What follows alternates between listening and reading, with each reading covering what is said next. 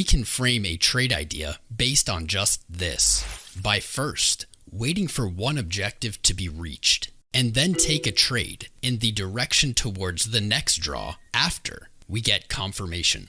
Let's look at one more example where we'll utilize this knowledge of internal and external range liquidity. Here we have the Euro USD chart.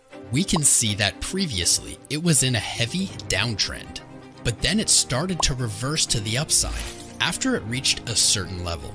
We can see the market respecting the bullish fair value gap and bouncing off from it as support. Remember what we've mentioned previously? When external range liquidity is taken, a fair value gap becomes the next draw, and vice versa. We can see that right here on this chart, with each high acting as a form of resistance and the fair value gap acting as support. So, if we want to enter long, we'll have to wait for it to return to that fair value gap and enter once it retraces and target the next levels to the upside.